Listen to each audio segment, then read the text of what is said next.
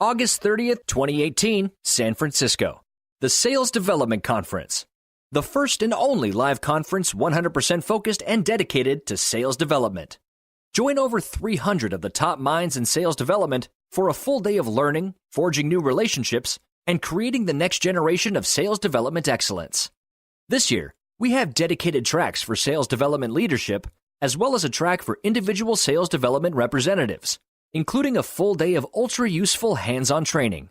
Bring your whole team to get the tools, research, and connections you need to accelerate your career and push your sales development program forward. Accelerate your growth at the Sales Development Conference 2018. Go to tenbound.com/conference to get your tickets today. That's tenbound.com/conference. You're listening to the Sales Development Podcast, the only audio forum focused and dedicated 100% to sales development. If you care about growing your skills and getting more new sales appointments, pipeline, and closed-won deals, you came to the right place. Subscribe to the show on YouTube, iTunes, or Spreaker, and be sure to go back and listen to all the episodes for the best strategies, tips, and tactics out there on running a high-performance sales development program. And now, your host, founder, and CEO of Tenbound at tenbound.com, David Delaney.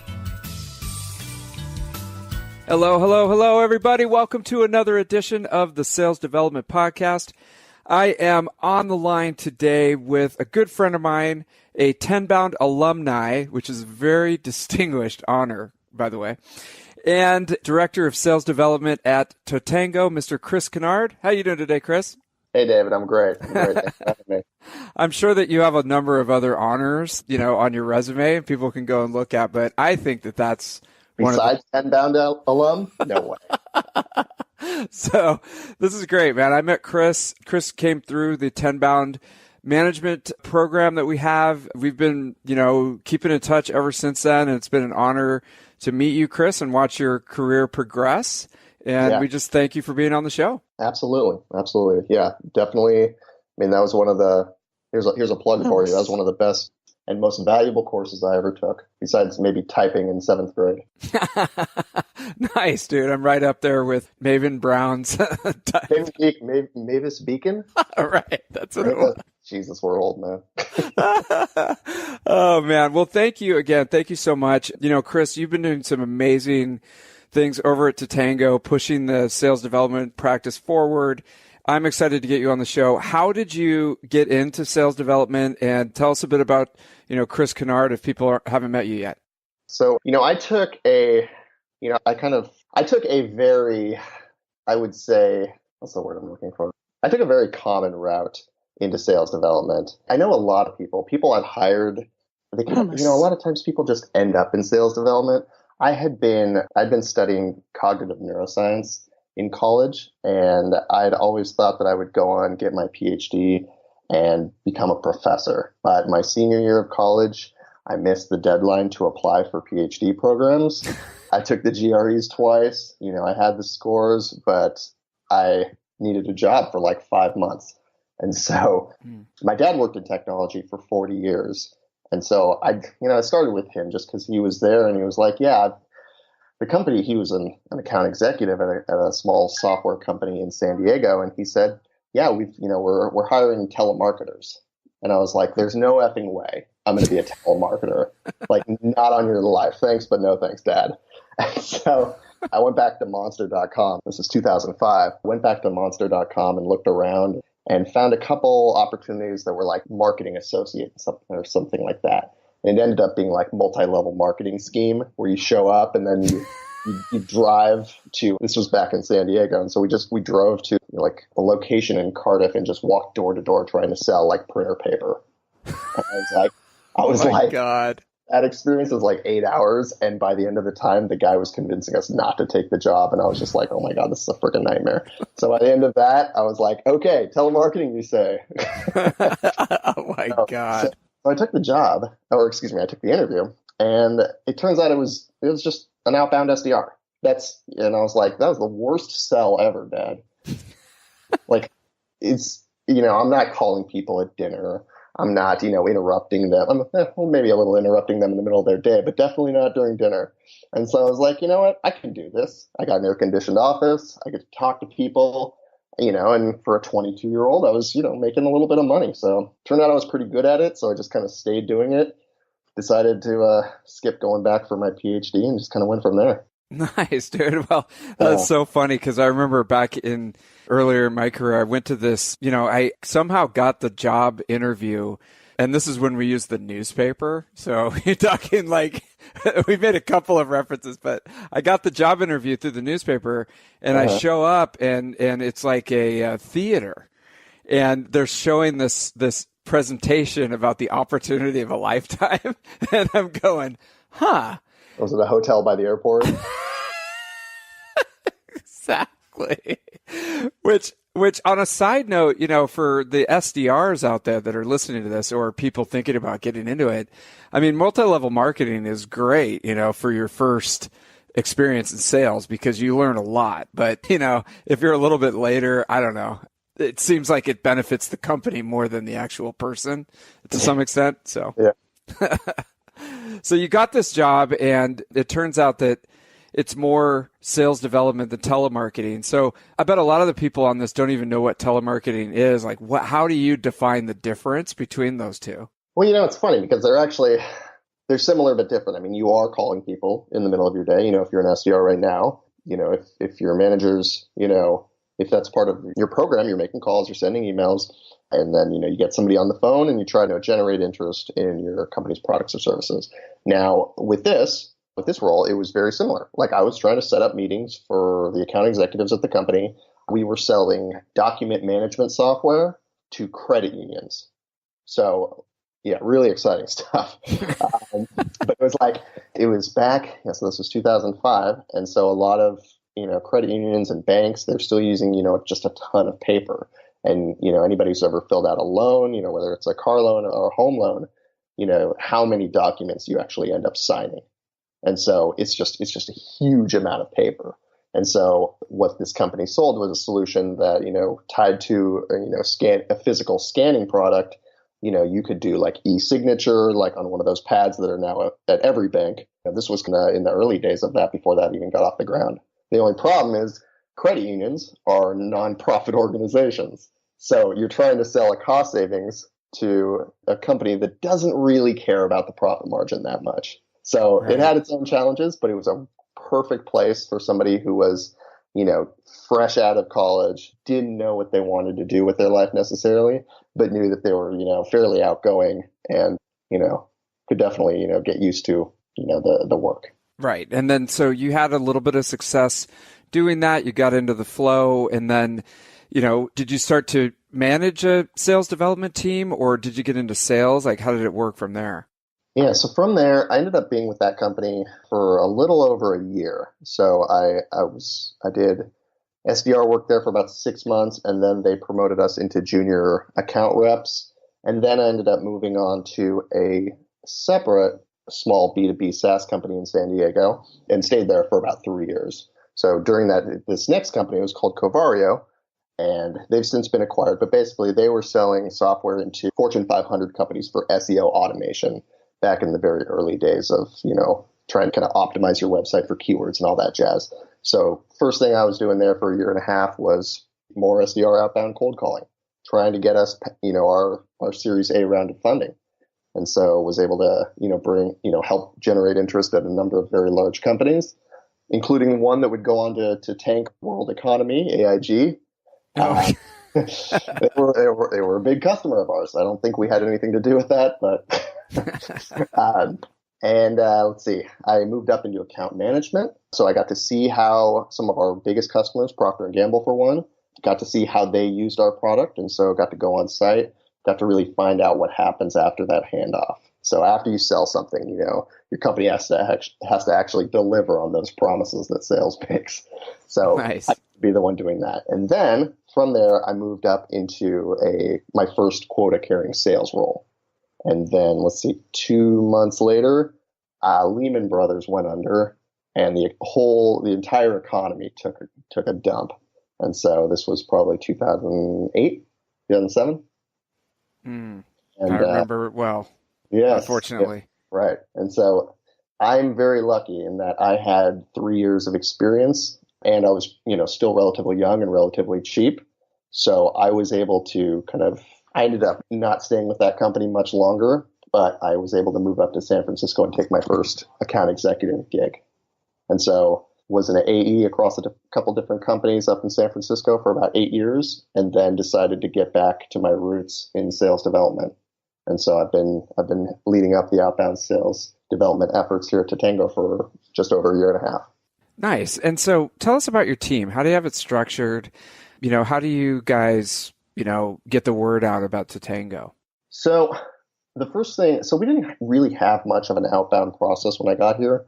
There were 3 guys that were doing mostly inbound kind of qualification. So they were going through, the inbound demo requests, doing a short qualification call, making sure they kind of, checked a couple different boxes and, basically weren't spam, and then passing them on to the AEs. Now, there was very little criteria as far as what these prospects had to match in order for them to get credit and for them to get paid on it. So it was a little bit wild, wild west, and there wasn't a whole lot of discipline and structure around it. So got it. Observing the team for the first couple months, I got to, you really have to figure out what are people's motivations and then manage against that. So it's like people are only going to do what gets you paid. So if we wanted to implement an outbound methodology there, we were going to have to start paying people towards things that are going to make them successful implementing an outbound methodology. So, making calls, sending emails, changing the SQL criteria so that we know that we're passing the right types of leads. So it's not just, people that show up that, will listen to you for 30 seconds, kind of like Cutco or something. We want to make sure that we're getting good stuff for our AEs pipelines. Got it. Okay. So right now you've got it set up, divided between outbound and inbound. No. So now we actually hand our inbound leads directly to the AEs. And so we have some automation in place that allows us to disqualify. We ask certain questions in our demo request forms that DQ people. And then we have some automation that goes out to try to further, DQ people who come in that really aren't a good fit for us. But the ones who are and who answer the questions in the way that we need them to, like, for example, they're a company over a certain size, or they're, in a certain industry, or they have a certain amount of budget, we're able to pass those directly to the AEs. But okay. All of our efforts are outbound. Okay. And so with giving the leads direct, I'm just kind of curious about this, like giving the leads directly to the AEs, a lot of times you hear out there that the AEs become busy with trying to close deals and doing research and all the great stuff that they're doing every day. And they may not follow up on everything, that's out there, based on giving them all the inbound leads. And right. So some companies spin up an inbound team to just sort through everything. So how do you guys deal with that? We've definitely had those kind of growing pains. And one of the ways that we've gotten around that is by introducing a little bit of automation into it. And so the way it happens is that when people come inbound, they go through our routing procedures that match to certain territories, and then an automatic email comes out from me on behalf of myself, and then CCing the account rep, so that when a lead does come in, they're at least getting a response from, a human being. And it's actually on like an hour delay, so that it looks like, somebody actually wrote it, or took a little bit of time. So it's not like an auto, like you submit the button and all of a sudden you get an email. So it's so they get an email from me saying that their AE is going to be reaching out shortly. And then I actually end up monitoring that process. And at the end of every day, I just make sure that all of our demo requests have been followed up on. So there's sometimes I have to prod people, but for the most part, it's fairly seamless. They get their leads, and I'll tell you, it wasn't that way until we introduced a little bit of automation in there. Got it. Okay. And then, so for the outbound, how are they kind of structured? Is it a 1-to-1 ratio? Do they support by territory, by vertical? How does that look like? They are structured on a 2-to-1 ratio. So there's 2 AEs for every 1 SDR. Got it. And how do they work together to kind of like divide and conquer the the workload? Yeah, so every SDR has their own list of accounts. We run something called the TP program, the Top Prospects program, and it's based on like our tier one accounts that we have deemed that match our ICP and they, are the best people that we should be reaching out to. So then they have 50 of those accounts and 4 different prospects at each of those accounts that they're going after at any given time. And we change those companies up every 6 weeks so that we can keep getting fresh stuff in. Now that's half of it. Now the other half is working directly with the AEs and kind of carving out time to go after their like top 30. And we try to structure the accounts that are on their TP list to match those also in their AEs territories. Got it. And then, so you're in charge of sort of churning the accounts, or how does that work? As far as what I see a lot out there is that the AEs are kind of in charge of those accounts, and then they move them to the side and take another batch of accounts. But it sounds like you work with them to do that, or you do it. So it really it works a little bit independently. So we've got, I'm definitely keeping in contact with the AEs as we do these. We call them TP rounds. So every time a TP round is due for change, I'm communicating with the AEs to make sure that, we're on the same page. And, if they've got preferences on the accounts that they want to target, I can make sure that those are in the next round. And so that way we can kind of, remain on the same page. And as far as that goes. And then the second part of your question, I'm sorry, what was it? No, that's okay. How much input do the AEs have in figuring out which ones that they're focusing on? That's the thing, is that like their input has to be, crucial in the process. It has to be taken into account. If we're not like listening to them, then, we're not gonna get as much progress as we need. Like we've got our own thing going on, but at the end of the day, like they're our internal customer because we're passing leads to them, and they're the ones who are going to be taking it over the finish line. Nice. Okay. And then how does your marketing department support you in your outbound strategy? So we've done a number of different things within our TP program. So we've got this list of tier one accounts. In the past, we've had marketing and demand gen running kind of air support campaigns kind of behind the programs that we're running. So we're, sending out our emails and we're making calls. And then at the same time, demand gen is running, display ads, they're running retargeting, they're doing a number of things so that like we're kind of, attacking them from multiple angles. We also do a lot of this stuff when it comes, when we're preparing for a big conference or if we're preparing for, a localized or territory-based event that we're trying to put on. So, there's a lot of different ways that marketing and sales development work together. Some of the main ways that we've been working together recently is to make sure that all the processes behind the scenes are matched up. And so in this role, I've learned more about sales operations than I ever thought I would. And so like making sure all the nuts and bolts within Salesforce works is definitely a critical part. August 30th, 2018, San Francisco. The Sales Development Conference. The first and only live conference 100% focused and dedicated to sales development.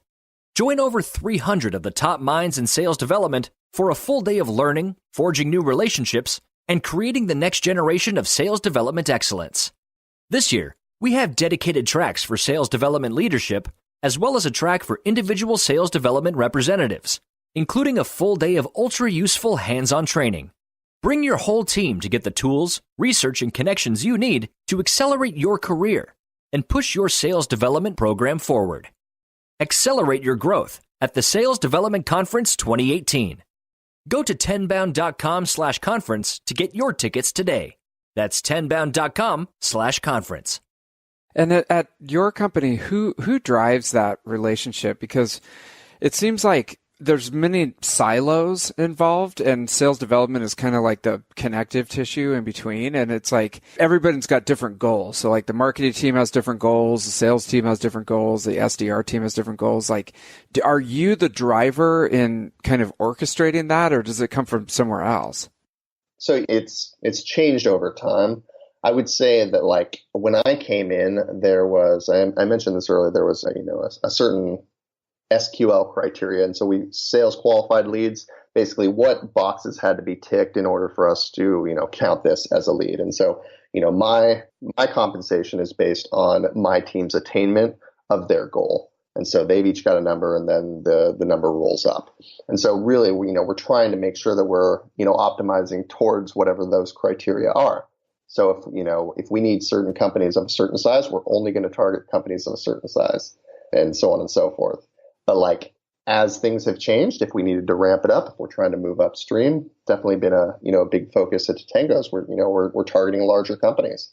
So we want to make sure that we are, not only doing, kind of basic firmographic research, but also like, if it's, if we're trying to, optimize, against churn or in a certain vertical, or if we have more marketing collateral for one type of customer versus another, like there's so many variables that you can, go up against to, really find your ICP. And you're the one like initiating those conversations within the company. Yes and no. Like I'm definitely, it's a decision by committee. Our COO is very involved. Our VP of sales is involved. And we're all just trying to, we're trying to make sure that all of our, efforts are coordinated. So when I first got there, I think the criteria had been developed by the prior VP of sales. And so we ran with that for a while. And then about 6 months after I started, we switched the criteria. We decided that, we wanted to, target those larger size companies. And then, 8 months after that, we changed it again. So it's kind of, it's like we're always trying to get better and learn from, what didn't work before and optimize against that. Got it. Okay. So let me ask you this. Tango is a unique piece of software. It helps with customer success, right? To make sure that customers stay on track.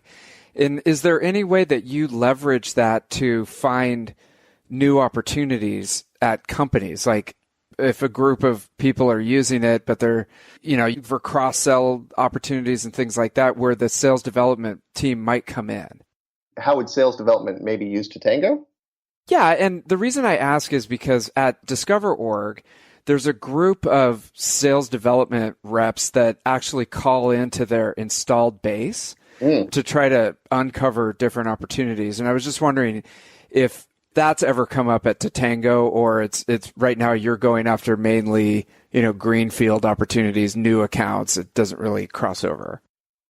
So because we are, actually it's funny because we have a division within Tatango that does that already. But we've definitely helped kind of augment some of their work and help provide them with, coverage if they need it. But for the most part, that is being run out of our kind of expansion sales team. And then at times, however, if the AEs want to use their SDRs kind of limited time for expansion efforts, they also do that as well. But it's not the official charter of our team. Right. It's new business opportunities, which is interesting because with companies that, I thought that idea was interesting that Discover.org does, because if companies have large installed base, and it's an easier conversation, I would think, than just like cold calling somebody. It's like, hey, this division over here is using us already. And, they went through all the rigmarole to get us installed. Like, why don't we have a conversation about this? It seems like it's lower hanging fruit, right? No, actually, it's not a terrible idea. I've heard it from. Yeah, I knew this would be a useful conversation. No, it's definitely something that we've thought about in the past. What we've done instead with lower hanging fruit is we run things called zombie campaigns, trying to revive formerly dead deals. And so, what was once dead, we can make alive again, which is why we call them zombie campaigns. Nice. Basically trying to get those companies that used to be interested in, whether they, went with our, competitors or not, if it's coming time for renewal, or, maybe a couple months before, and, perhaps we've, addressed some of the issues that they'd had in the past. There's so much data within our current database, in Salesforce, we haven't even really kind of touched expansion within our own team. Yeah. It's funny because you look at outbound, and I think the prevailing wisdom is it's got to be greenfield. It's got to be cold calling. It's got to be tough. I did it when I was your age. This is how I did it. But I think that, and I'm not saying that this is how you have it set up, but I think that mentality, sometimes clouds the fact that, oh, actually it would be a lot easier if we did this over here. It's not as glamorous and it's not as hard, but what's the end result that we're looking for is to make money, right? So Yeah. Why not exploit something that's going to be easier? I don't know. Well, it's funny you bring it up because, this is a shameless plug for our CEO's book, but he wrote a book, Farm Don't Hunt. And so like kind of we're, as the SDR team, we're the tip of the spear, and we're trying to get, we're trying to land inside these larger companies and then expand our presence. But the landing is really kind of our directive. And the AEs, once we've got that initial relationship, the AEs are working within their accounts to kind of expand that. Yeah, it's really interesting. And I don't mean to just harp on this point, but it's like, the landing is the most, it's almost like if you look at a rocket, like all the energy, like 90% of the energy of a rocket is just that first 15 seconds of getting out of Earth's orbit. Once it gets up there, then you're good, right? And it's like we put so much effort into the landing, and then it's like when they actually have already become a customer or they're in the process, then it's a lot less energy, but it seems like people don't really focus on how to really, leverage that. It's more like, let's go down and look at this huge amount of energy that we have to spend and spend all our time there. So it's just interesting. I don't know if that makes sense, but no, it's a huge thing. It's like, if we can land a $50,000 deal at, I'll use an example that I used before, like Procter and Gamble, like that's $50,000 for a company like Procter and Gamble, like is a drop in the bucket. Like they could use millions of dollars worth of our products. So absolutely, the opportunity within there is humongous. And I think one of the reasons why we haven't used the SDRs for that capacity is really just kind of because there's so much money on the line. We want to make sure that we've got our, seasoned sales professionals doing that kind of expansion work and relationship building. But like, I think it's probably, and feel free to disagree with me, but I think it might work better, at least, lower risk if you're talking about lower ASPs. And so if the opportunity is not quite as big, or perhaps the product isn't as complex, it's easier to do that with an SDR team. Yeah, no, that's a really good point. And it would just be interesting. Like, I just think about this kind of stuff all day. I'm a total nerd about it. I think we both are. That's why we're on this. But yeah. It's like, it would be, here's a math problem challenge to anybody out there who's listening, who's very analytical. It's like, take the installed base and the total addressable, or the total additional upsell that could be realized in the installed base. And then the lower part of the equation is the amount of time that the AEs are spent, focused on finding referrals, finding the next people, basically prospecting into the install base. That's sort of like the division line. And then what the amount of money that is being left on the table based on the low activity into the install base on the part of the AEs. I'll put that as a challenge. And I would bet that it's a big number. It's a huge number because an AE, God love them. Like I was an AE for 7 years. What you're thinking about is research for the next call, getting the deck ready, getting your pitch ready, closing a deal, the quarter's coming up. I got to close a deal. It's what's right in front of you at the time. Mm-hmm. And then if I have some time, like if I made my number and stuff, then I'll try to work through my install base and do the really, really hard work of trying to map out the accounts and things like that to upsell those. Mm-hmm. It's just, I would bet that it's not happening at the rate that it should, and we're losing a lot of money. Yeah. What are your thoughts?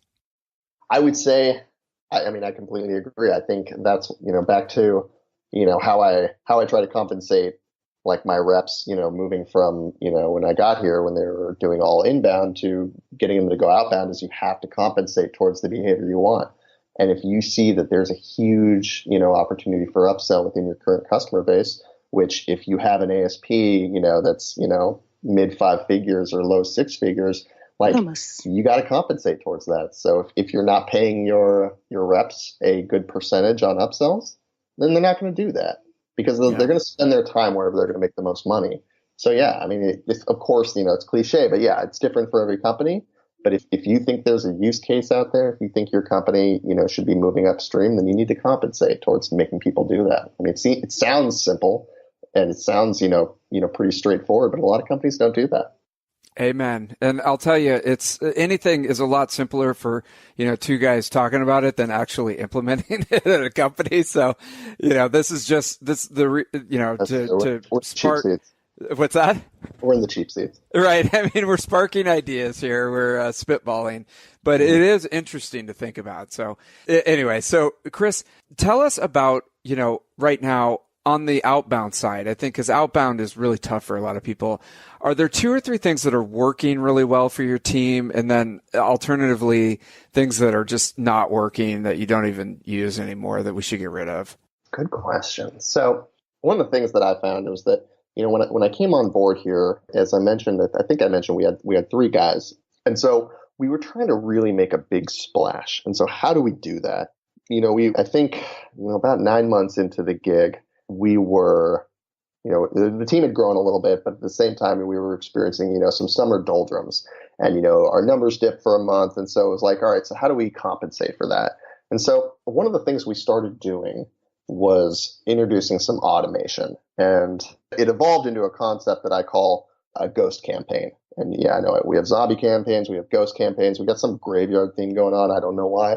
But the ghost campaign is named as such because, it's an illusion, like it's automated personalization. And so that's an oxymoron. But essentially how it works is that, we use outreach here at Tatango. And so we've got our tier 1 accounts and those are getting all the personalization. However, there's way more than, whatever 250, 300 accounts we can go after at any given time. There's way more companies out there that could conceivably use us. No matter, what they're doing, marketing is just not going to get that level of personalization. Now, they definitely help us with setting these things up. But, for our tier 2 and our tier 3 accounts, we put them in these ghost campaigns. And essentially what they are outreach sequences that we heavily personalize towards specific roles or buyer personas. We personalize towards those types of companies. So like, for example, we sell generally to B2B SaaS. And so, marketing technology companies, SaaS security technology companies, healthcare technology companies, like there's a lot of different verticals that we've been successful with. And we have case studies and other types of collateral on our website and our internal resources. So what we've done is we've created these automation campaigns that go out that look like they've been highly personalized. And then that allows us to 2 or 3x our overall kind of outreach and coverage and really get the work of, get the work of, 2 or 3 times the number of people we actually have. Damn, that's really interesting. And how did you guys test it to make sure that it worked? Because it seems like you could potentially, what if the personalization like comes out all garbled up and it's, I just get scared about like AI and bots and all this stuff. Like, what if you send out a bunch of stuff that's to the wrong, guy or girl or, and it's the wrong name and all that? I mean, how do you control that? So let me tell you, it's not, automation is great, but it's not fail proof.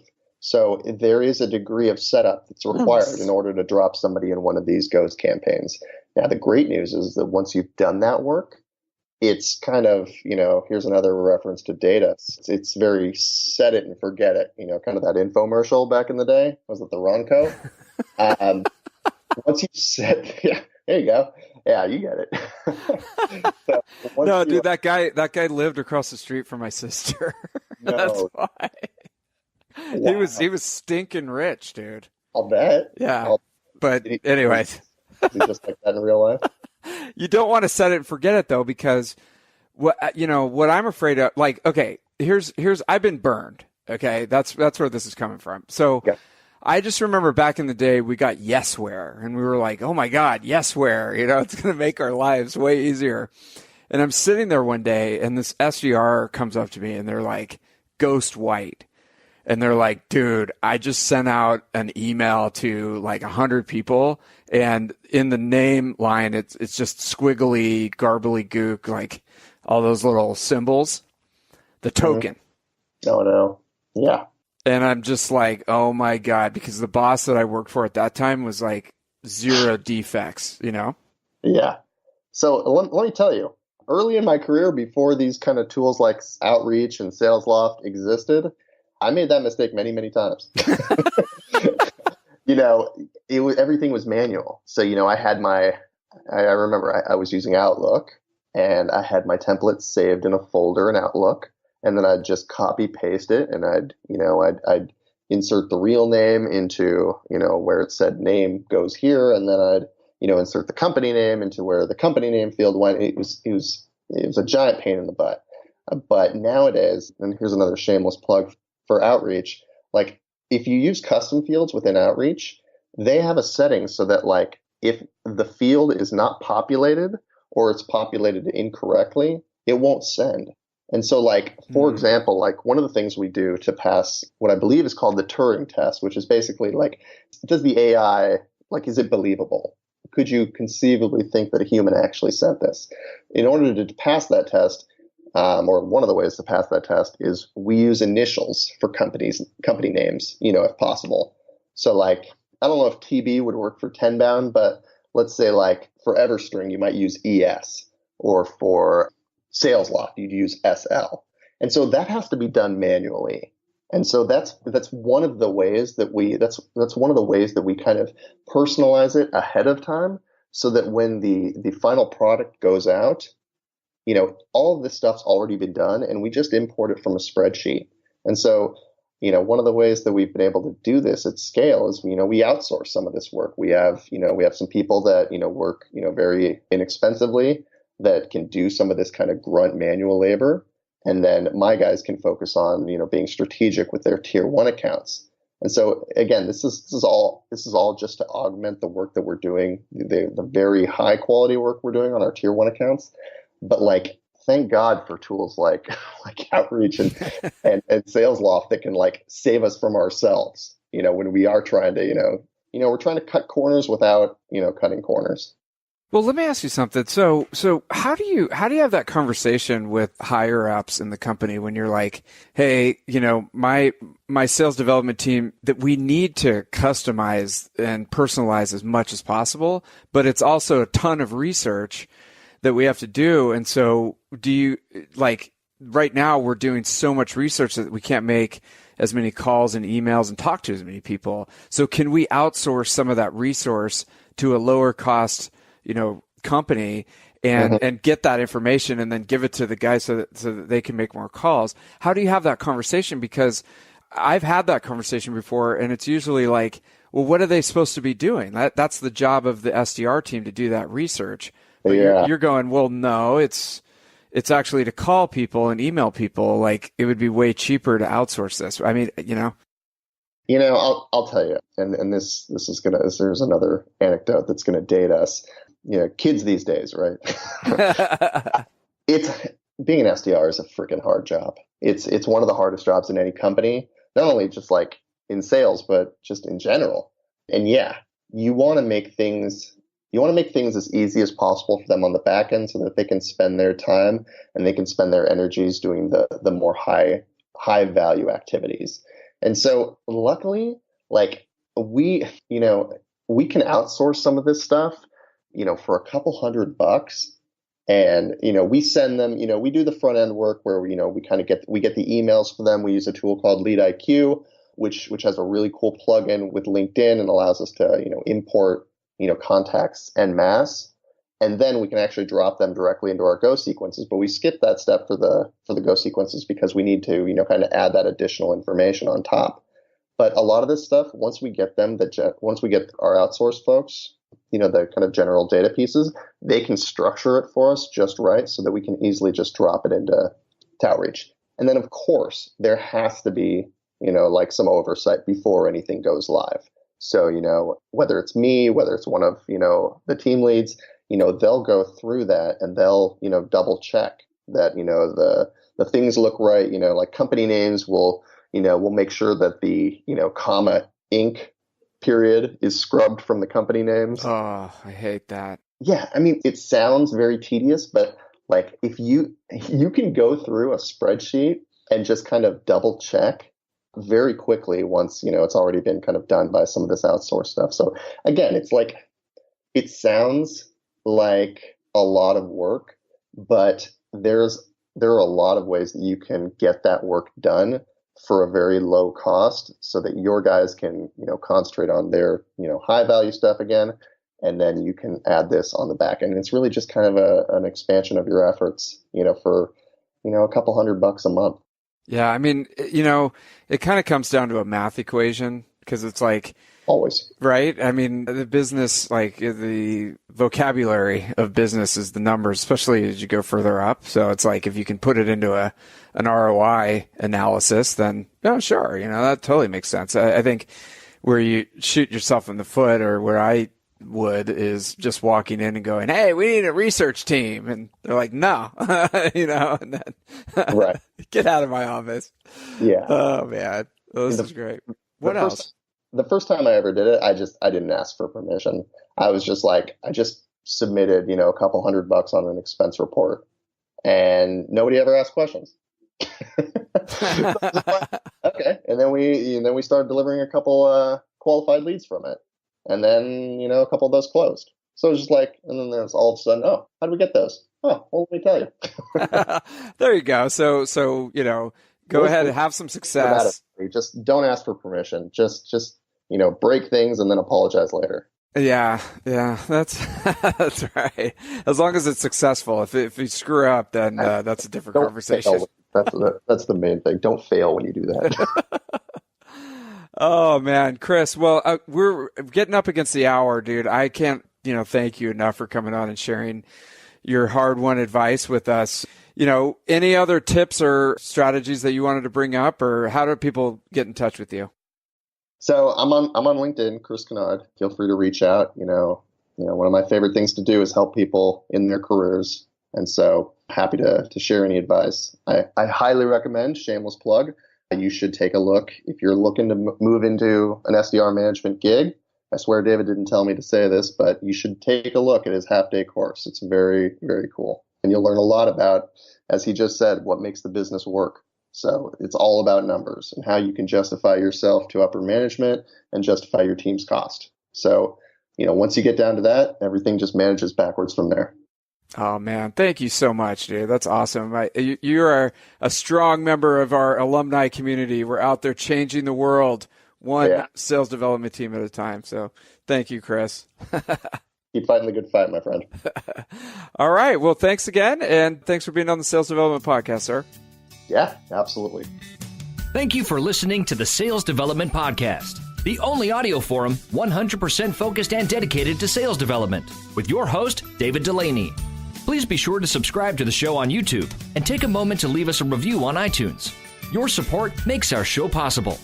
If you are struggling with your sales development program, contact us at tenbound.com for a no-obligation exploratory call. Again, that's tenbound.com.